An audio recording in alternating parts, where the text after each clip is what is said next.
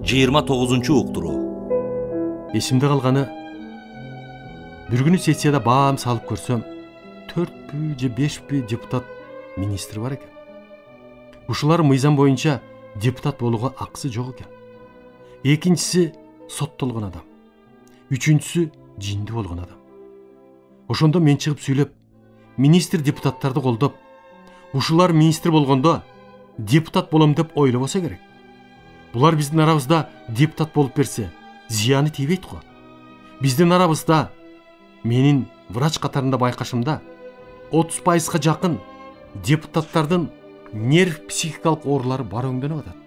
Булар деле депутат болуп жүрбөйбү десем, ошол замат микрофонго Ааматов Бекиш чыга келип, "Мобагай мени айтып атат" деп турбаспы. Мен, "Ай Бекиш, сенин аты жөнүңдү айткан жокмун го. Укмуш, сенин түшүнгөнүңө рахмат" дедим. Андан кийин марбай жийип чыгып, "Мамбет агай туура айтат. Жазуучулардын 30% жиндибиз" деп залдын баарын күлдүрдү. Андан кийин мен өз пикиримди айттым. Мындан кийин депутат болчулар, министр болчулар, адегенде медициналык комиссиядан ден соолугун текшертип анан болсун деп. Бул сунушум өткөн жок. Ар бири намыстана баштады окшойт. Ошол легендарлуу атыккан депутаттар кийин ойлосом, көпчүлүгү ар түрлүү кесиптин ээлери. Башынан ар бири чоң кызматтарда жүрүп, элге эмгеги сиңген үчүн көрсөтүлүп келген адамдар экен. Кийинки депутаттарды көрүп отуруп, ушул жыйынтыкка келдим. Ошондо биринчи акчаны, өзүбүздүн сомду кабыл алдык. Желекти, кийимди, гербти жана башкаларды ошол депутаттар кабыл алган экенбиз. Көрсө биз ошондогу депутаттар үчүн ушунун өзү сыймык, урмат экен. Мен 4 жолку чакырылышта 4 жолу депутат болдум дебедимби? Ар биринде менин байкашымда ар түрлүү адамдар бар. Эстүүсү, акылдуусу, активдүүсү, пассивдүү дегендери. Кийинки депутаттарды карап отуруп таң калам. Таң калганда эмне пайда? Айтсаң айтпасаң дагы өзгөртүп болбойт. Ошон үчүн эмне болсоң ошо бол деп унчукпай каласың. Көпчүлүгү даярдык деңгээли жагынан начар. Кээ бири эч жерде иштебеген, эл журтка пайдасы тийбеген, эмгеги сиңбеген адамдар. Булардын акчасы болсо болду, кайда болсо өтүп кете берет экен. Эми ушулар эч жерде иштебеген, иш боюнча тажрыйбасы жок. Анан депутат болгондон кийин элге акыл айтканда ошондо жаным кашаят экен. Акыл айтып, сүйлөөрдөн мурун өзүнө суроо берсе. Сүйлөп аткан нерсени өзүм түшүнөмбү деп. Мен депутат болуп жүргөндө бир каралчу маселени атайын ошол боюнча адистер даярдап, доклад жасачу эле. Бир күнү эч түшүнүгү жок депутат суроо берип атпайбы? Түшүнүгү жогун билип, мен "Бул иш боюнча түшүнүгүң барбы?" десем, "Жок" дейт. "Анда эмне сурап атасың?" десем, "Мен депутат эмесминби?" дейт. Жалгыз артыкчылыгы депутат деген наам. Ойлойт. Депутат эмне болсо дагы сүйлөй берсе жарашат го деп. 1981-жылга чейин мени академик эмес, мүчө корреспонденттикке да жолоткон жок. Депутат болуп турган убагымда Тургунбаев министрликтен түшүп, туберкулез институтуна директор болуп калды. Иштегенде 1 жыл болуп калганда парламентке ушундай институттардын отчетун коюп калды. Атайын комиссия түзүлдү депутаттардан. Себеби биздин республикада туберкулез оорусу менен көп адамдар ооруган. Бул өтө коркунучтуу, жугуштуу оорулардын бири. Анын жагдайы, таралышы деле элдин турмушуна байланыштуу. Сессияда комиссия доклад жазады. Жыйынтыгы начар. Союзда 1-чи орунда турсак керек. Андан кийин директор Тургунбаев доклад жазады. Министрлер советинин төрагасы Апас Жумагуловдун катышуусунда өтүп атат. Тургунбаев доклад жасап атып, бая мурунку министр манерасы калганда, колду ары бери шилтеп, "Бул оору менен орус, казак, өзбек жана башка калктар дагы ооруйт. Мындан эч проблема чыгарууга болбойт" дейт. Өзүн өзү актагысы келди. Бүткөндө Кимде суроо бар дегенде, менде дедим.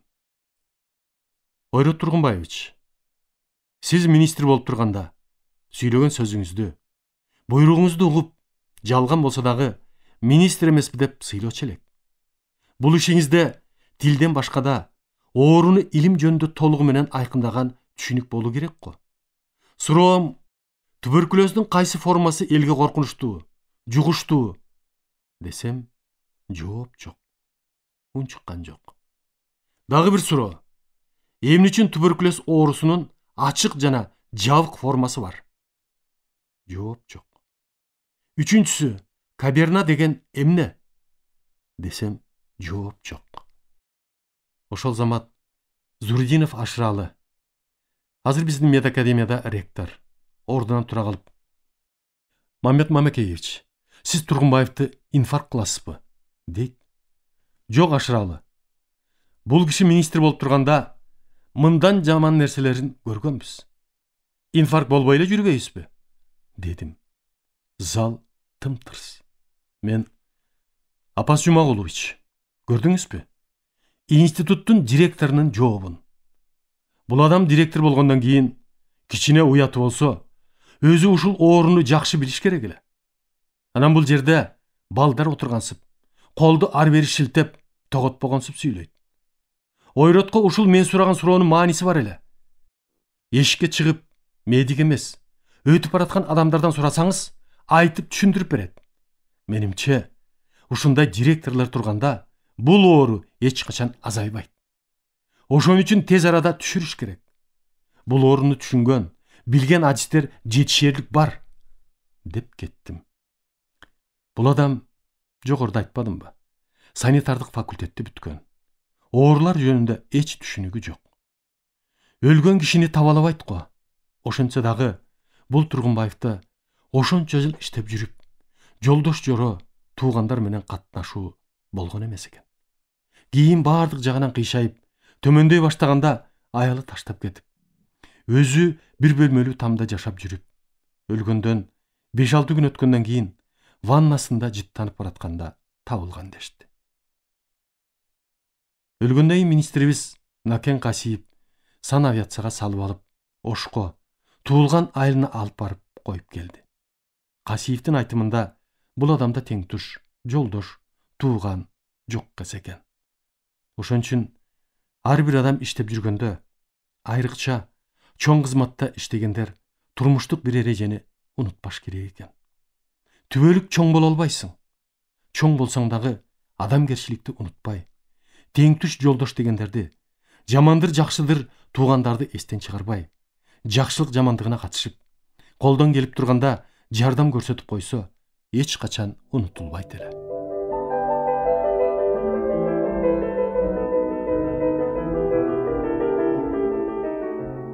Бир 1991 жылдар болсо керек. Дзержинский Токтогул көчөлөрүнүн бурчунда Соминдин үйү салына баштады. 10 квартиралуу. Бул үй менин оюмда жок эле. Чоңдор өзүлөрү бөлүштүргөндө мен дагы кирип калыптырмын. Кийин 10 үй эмес, 9 эле болуп калды. Себеби 5-кабаттан 2 квартираны бириктирип, Айтматов Чыңгызга бериптир. Мен, Молдобаев, Миррахимов, Ходос, Ташыбекова ушундай адамдарга үй бүтөлекте эле бөлүштүрүп коюптур. Кайсы кабат, эче бөлмөлүү үй дегенине чейин. Мага муну Соминдин жетекчилеринин бири Бейшебек Акунов билдирди. Мен угуп алып сүйүнүп калдым. Бүткүчө бир нече жолу барып көрүп жүрдүм. Ошол убакта эң жакшы салынган үйлөрдүн астыңкысы эле. Бүтүп калды. Качан чакырып ордерин берет деп күтүп жүрдүк. Бир күнү уулум Канат: "Ай ата, ал үйдү бериптир. Берген кишилер кирип алыптыр. Баарынын эле терезелеринде жарык күйүп турат", дейт. Эмне болуп кетти деп барсам, чын эле баары кирип жайланышып алыптыр. Ошол замат Бейшебек Акуновго жеттим. "Ой Бейшеке, эмне болуп кетти? Мен кайдамын?" десем, "Аке, болбой калды", дейт. "Эмне үчүн?" десем, бүткөндө кирчилердин тизмесин алып, Дүйшөев Арыстанбек Соминдин төрагасы эле Усубалиевке кирет. Усубалиев карап отуруп, сөз жок эле менин фамилиямды чийип салат. Дүйшөев өсүп келаткан хирургубуз эле. Мир Рахимовго деле берип атпайбызбы? Десе, ошол Мир Рахимов экөө бир имаратта жашай албайт, деп коюптур. Мир Рахимов экөөбүз өлөр өлгүчө сен мен дешип көргөн эмеспиз. Жолдошчулугубуз абдан жакшы эле. Ошол замат Усубалиевдин кабыл алуусуна жазылдым. Жооп берген жок. Бир нече жолу бардым. Кабыл албады. Аягында түшүндүм. Үмүтүмдү үзүп койдум. Кийин Кудай жалгап Усубалиев түшүп калды. Ошол замат Дүйшеев Арыстанбек телефон чалып, «Маке, эртең келип, баягы үйүңдүн ордерин алып кет», дейт. Мен унутуп калыптырмын. «Ой Арыстеке, кайсы үй?» десем, «Баягы бөлүнүп, ала албай калган үйүңдү», дейт. Сүйүнгөн бойдон эртеси ордерин алып, уулум Канат экөөбүз барсак, чын эле ошондон бери бош туруптур. Куруучулар ана-мынасын салып, склад кылып алышыптыр. Баарын чыгартып, кайра өзүлөрү ремонт кылып беришти. Дүйшеевке ушул күнгө чейин рахматымды айтып келдим. Мына, адамдын жакшылыгы эч качан унутулбайт экен да. Ошондо түңүлдүм Усубалиевден. Эми үчүн мени жаман көрүп калды деп. Көрсө, Жаманкулова, Усубалиевдин кудагыйы, Карыкуловдун эжеси, Тургунбаев экөө Жаманкулова аркылуу Гүлжек эжени колго алат. Гүлжек эже абышкасын көндүрүп, айтып атып, жаман көрсөтүп койгон окшойт. Болбосо, Турдакун Усубалиевич мени абдан жакшы көрүп, оорукананы салып берген. Уруксаатын жолдоп, бул жакшылыгы эмгиче хирургдардын, оорулуулардын эсинен кетпейт. Кийин Турдакун Усубалиевич менен экинчи чакырылышта бирге депутат болуп калдым. Адегенде эч кимибиз даабай сүрдөнүп, канча кылган менен экинчи жагынан эмгеги республикага сиңген аксакалдарыбыздын бири катары өтө урматтап, сыйлап жүрдүк. Усубалиев сүйлөгөндө регламент боюнча 10 минута болсо, каалаганча сүйлөчү. Эч ким токтотчу эмес. Жакшылык жамандыктарда чогуу болуп, акырындык менен сүйлөшүп, бет ачыла баштады дегендей, Усубалиевден кийинки эле жашы боюнча улуу мен болуп калгам. Кийин ачык сүйлөшө баштаганда акырын өзүнөн сурадым. Турдакан Усубалиевич деп, кээде агай деп. Сиз мени убагында өтө жакшы көрчү элеңиз. Оорукананы өзүңүз баш болуп салдырып бердиңиз. Жана орден, наамдарды дагы сиздин убакта алып бердиңиз. Анан кийин эмне үчүн жаман көрүп калдыңыз? Бир жолку депутаттан калтырдыңыз. Бөлүнгөн үйдү дагы бердирбей койдуңуз. Бир нече жолу кабыл алууңузга жазылдым, кабыл албай койдуңуз. Эми ушуларды ким уюштурду? Кимдердин жамандаганына ишенип кеттиңиз? Деп мен шекшигендерди айтып бердим. Агай, жооп бербей эле коюңуз. Өзүңүз ойлоңузчу. Ушул мен айткандын баары чындык, десем. Мамбет, эмнени айтып атасың? Деп койду. Адегенде Усубалиев президент Акаевка абдан катуу каршы турду. Ошол парламентте мен чыгып, Турдакун Усубалиевич, сиз республиканы 25 жыл башкардыңыз. Эми Акаев болбосо, дагы бирөө башкарыш керек го. Эми үчүн иштарды кылып, көрө албастык жасап атасыз. Кудайга тобо деш керек го. Байкасаңыз, сиз өзүңүздүн бала менен тең бала менен кармашып атасыз. Сакалдуу, көптү көргөн киши жардам бериштин ордуна каршы, тескери мамиле жасап атасыз, дегендей мааниде сүйлөдүм. Усубалиев чыгып сүйлөп, мен Мамакеевке прораб болуп, иштеп, оорукана салып бергем, дейт. Мен ордумдан жооп бердим. Мага өзүмө үй салып берген эмессиз. Оорукана мамлекеттики. Мамлекеттин акчасына салынды, деп. Андан кийин эстүү адам эмеспи. Акаев менен кармашкандан эч пайда таппасын сезип, кайра оңолуп, аксакалдыгына өтө баштады. Акаев кек сактабай, Усубалиевди баатыр кылып, жана башка көп жакшылыктарды жасады окшойт. Мени көп жакшы көрбөсүн акыркы жолу сездим. 90 жашка чыкканда мени чакырган жок. Ошондо сездим, бул кишинин кекчил экенин. Аман болсун. Мындан ары мен Усубалиевсиз, Усубалиев менсиз жашай беребиз деген ойго келдим.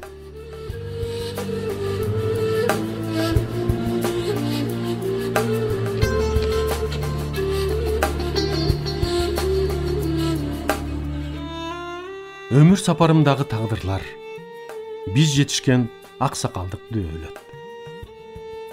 Институтты бирге бүткөн жолдошторум, шумкарлар тобу, эмне үчүн шумкарлар аталып калганбыз.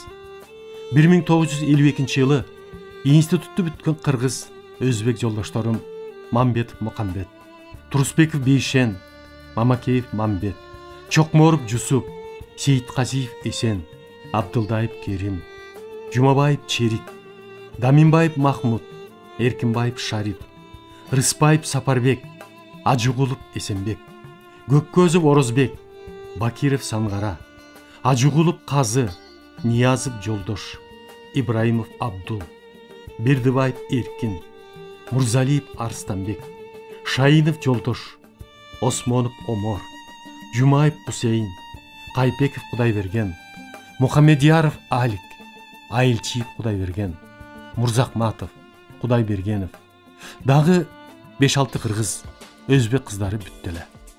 Ушулар баарыбыз институтту бүткөчө эмне деген гана кыйынчылыктарды көрбөдүк. Ошонун баарына чыдап жүрүп бүтүп чыктык. Бүткөндө ар бирибиз ар тарапка, республиканын аймактарына бөлүнүп иштеп кеттик. Айтып кетпедимби? Жогоруда биз бүткөндө Акунбаев институтка директор эле. Комиссиясы жок эле, ким кайда барат деп өз бөлүштүргөн. Ушулар институтту бүткөнчө той тамаша, үлпөт, аял алуу, күйөөгө чыгуу болгон жок. Ар кимибиз окуунун, анан курсактын аракети болуп, убакыт өтүп, бүткөндөн кийин деле турмуш оңол элек. Жаңыдан иштеп. Үй жай жок, дагы эле кедейчилик. Үйлөнө баштадык. Балалуу боло баштадык дегендей, ошого чейин бири-бирибизди билебиз. Бирок ким экенибизди толук билбейбиз. Курсагыбыз тоюнуп, алдыбыз илимдин кандидаттыгын жактап, ишибиздин ийгилиги боло баштады. Ар бирибиз өз алдынча оокат кылмай. Бир күнү отуруп, ушундай ойго келдим. Эмне деген кыйынчылыктарды, тозокторду көргөдүк. Мына эми адам боло баштадык. Бири-бирибизди жакшы билиш үчүн учурашып, кез-кези менен кезектешип чакырышып, жакшылап таанышалы деген ойго келип чогулта баштадым. Шаарда калгандарды чогултуп, баары менен кеңеш салсам макул болушту. Мындан арабыздан Жумабаев Черик, Турусбеков Бейшен Ленинградка аспирантурага кетишти.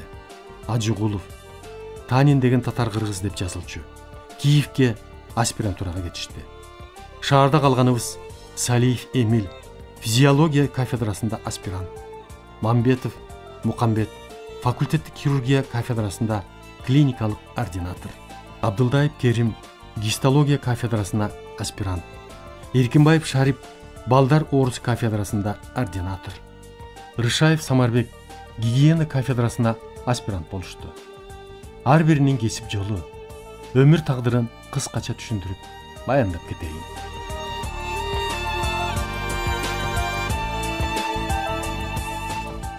Жумабаев Чериге көбүз абдан жакшы жолдош элек. Бирге жатаканада жатып, талканды тең бөлүшүп жеп, мамилебиз өтө жакшы эле. Ленинградтан 3 жылдан кийин адамдын анатомиясынан илимдин кандидаты болуп келгенде, туугандары болуп вокзалдан тосуп алдык. Каниметов Абдылда ал убакта билим берүү министри эле. Черик жакын аталаш тууганы. Черик поезден түшөр замат, мен Мамбеттикине барам, Мамбеттин үйүндө жашайм деп чогуу биздикине келдик. Анда биз деле араң жашап аткан кез. Алышбаев кайнагам таштап кеткен 2 кичине бөлмөлүү үй. Ошол үйдө Черик биз менен 1 жылдан ашык жашап калды. Черик өтө акылдуу, мээйлүү жигит эле. Институтту артыкчылык диплому менен бүткөн. Келер замат анатомия кафедрасына ассистент болуп орношту. Кийинчерээк байкап калдым, ичкиликке ооп калганын. Өзүбүз араң жашап атканда, адегенде түшүнгөн жокмун. Мунун ичкени убактылуу эле го деп. Бара-бара ишке барбай жоголо баштады. Кафедранын башчысы Шериф агай билет.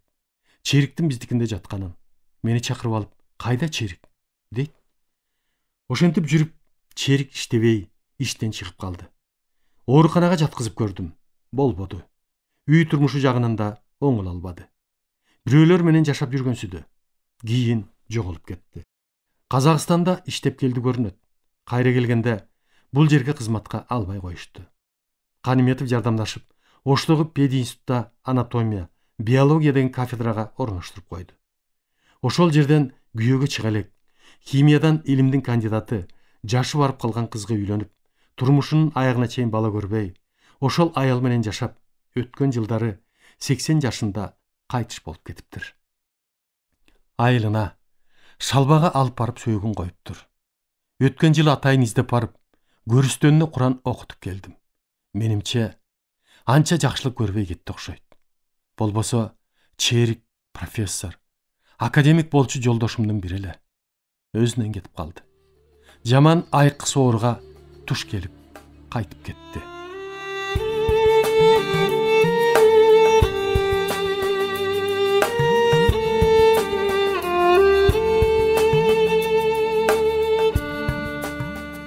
Турусбеков Бейшен 1928 жылы туулган. Ленинградтан физиология боюнча илимдин кандидаты болуп келди. Бул жерден үйлөнүп жайланып, докторлук диссертациясын жактап профессор болду. Курортология институтунун директору, дене тарбия институтунун ректору болуп көп жыл иштеди. Ошол эле институтта кийин кафедра башчысы болуп иштеп жүрдү. Кийинчерээк ден соолугуна байланыштуу көп ары бери чыга албай калды көрүнөт. Жаштарды тарбиялоодо, билим берүүдө эмгеги зор. Илимге эмгеги сиңген деген ардактуу наамы бар. Кез-кез жолугуша калабыз.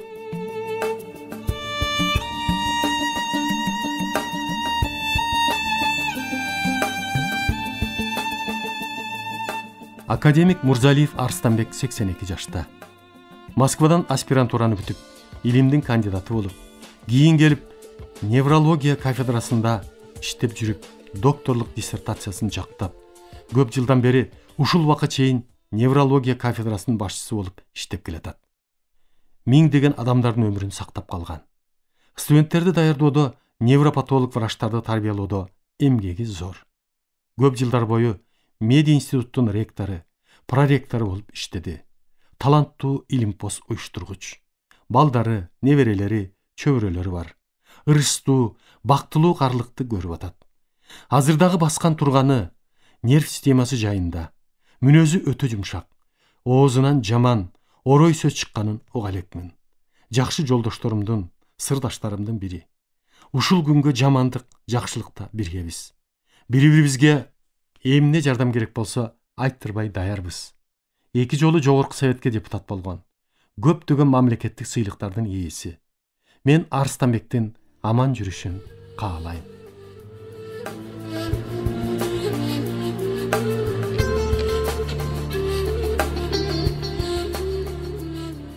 Абдылдаев Керим мени менен тең.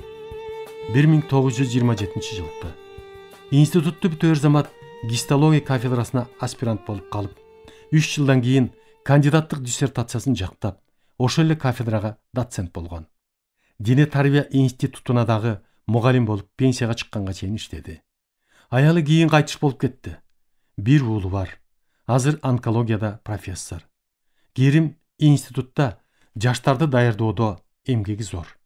Бир топ жылдар бою ден соолугуна байланыштуу пенсияда, эс алууда. Азыр ушул тапта баскан турганы, сүйлөгөнү жайында. Күнүгө эрмек да, эртелгеч бильярдка барып, убактысын өткөрүп ойнойт экен. Бул деле физкультуранын бир түрү.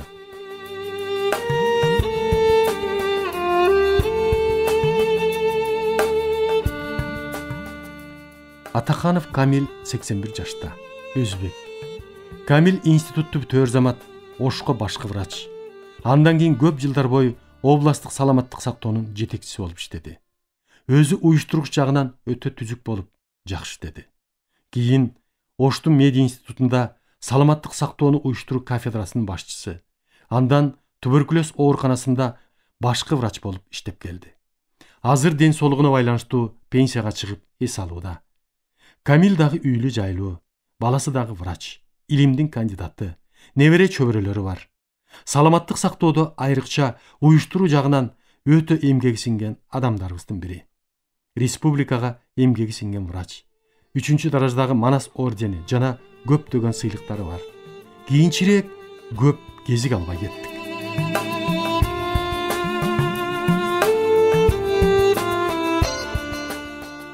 Мамбетов Мухамбет 81 жашында каза болду. Мухамбет экөөбүз абдан жакшы жолдош элек.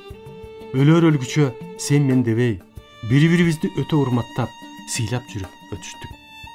Мухамбет бүтөөр замат мага окшоп хирург болуп, факультеттик хирургия кафедрасына профессор Кургуловко клиникалык ординатор болуп 3 жылга калды.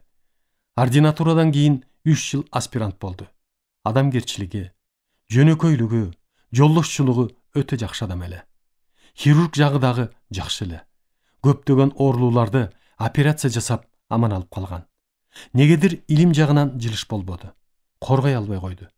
Өзүнөн да болуп кетти окшойт. Өзү көп маани бербей, салкын мамиле жасап туруп алды.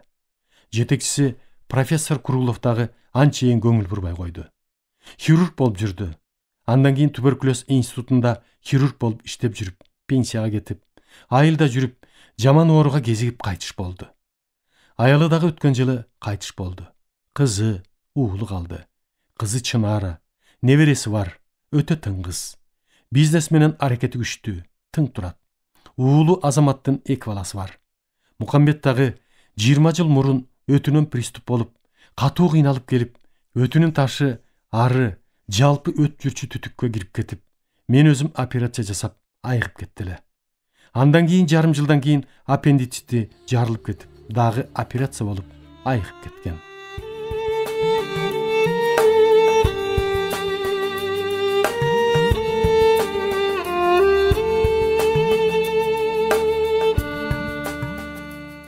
Салиев Эмил эрте кайтыш болуп кетти. Институтту бүтөөр замат физиология кафедрасына аспирант болуп калып, кандидаттыгын ийгиликтүү жактап, ассистент, доцент болуп, ошол кафедрада иштеп жүрүп, докторлугун бүтүп, мына эми жактайм деп турганда, оорубай сыркоолобой эле мүрт кетти. Эмне өлүм экенин байкабай калдык. Эмил дагы илимге өтө берилген жолдоштордун бири эле. Аялы, 2 баласы калды. Bir balası көп жыл мурун кырсыкка кабылып өлүп кетти.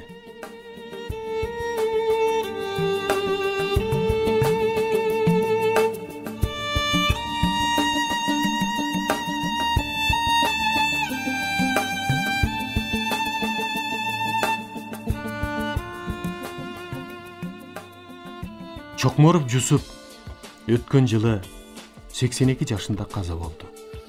Жусуп окууну бүтөөр замат Тяншан областына врач болуп кетти. Тез эле башкы врач.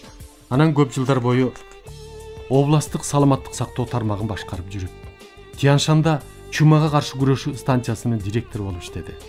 Андан кийин өз айылына тоңго башкы врач болуп которулуп кетти. Кийин пенсияга чыгып, көп жылдар катуу ооруп баса албай, кыйналып кайтыш болду деди. Жусуп саламаттык сактоо тармагында өтө уюштургуч болуп чыкты.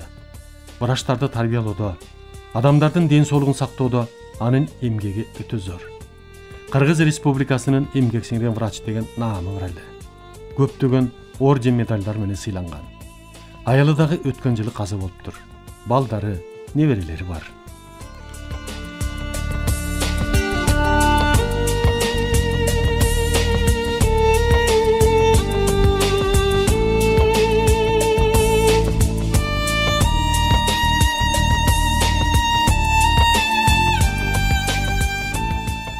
Урматтуу радиогучулар, сиздер адабияттуу уктуруубуздан Кыргыз Республикасынын баатыры, академик Мамбет Мамакеевдин «Мезгил жана инсан» аттуу автобиографиялык чыгармасын Кыргыз Республикасынын эмгек сиңирген артисти Эгемберди Бекболиевдин көркөм окуусунда уктуңуздар. Көркөмдөп музыкалаштырган Жыргал Аманова.